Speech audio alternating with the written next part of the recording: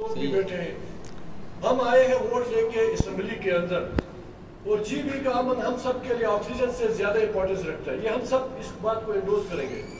बहुत दुख से मुझे अफसोस से कहना पड़ता है, उलमा मशाइख कौंसिल के हवाले से जिस तरीके से मेरे छोटे भाई अपोजिशन लीडर साहब ने यहाँ पे बात की, खुदा गवाह है वो बहुत इमेच्योर बातें थी आपकी। हाँ, अपोजिशन में है, मर्जी है, जो आपका दिल करे बोले। एक बात जहन में रखें, अमन कायम करना हुकूमत की अवली तरजीह है। अगर कोई आलिम इसके अंदर आके पॉजिटिव किरदार अदा करते हैं वो हमारे सर पे है। अगर कोई अपने आप को कुछ समझता है कि मेरे बगैर अमन नहीं हो सकता तो वो खामख्याली में है। उसके लिए एटीए के दफे भी हैं, उसके लिए जेल भी है, उसके लिए सलाखें भी हैं। हमें किसी सेक्ट के किसी आलिम से हमारे लिए कोई इशू नहीं है। मुझे यकीन है अमन के हवाले से यहाँ पे सुन्नी शिया इस्माइलिया मुबख्शी हर जी शूर इंसान, मेरी तरह आम इंसान भी उलमा है, वो हमारे सरों के साथ सर के ताज है।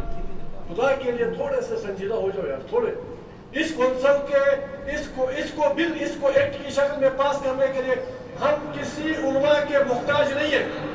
हम किसी उलमा के मोहताज नहीं है। हुकूमत का काम है सर, ये हुकूमत का काम है, ये हुकूमत का काम है लॉ एंड ऑर्डर सिचुएशन को कंट्रोल करना।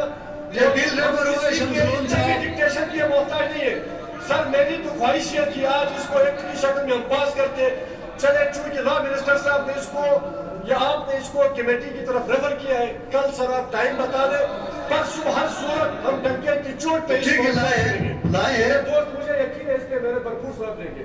ये मेरी जात का इशू नहीं है, ये कोई जिला अस्तौर का इशू नहीं है सर, ये गिलगित बल्तिस्तान का अवली इशू है। ठीक है इशू परसों हर सूरत हम डंके की चोट पे सर इसको पास करेंगे। किसी उम्र के पास जाके थैंक यू। देखिए कैसे कायम किया जाता है। देखिए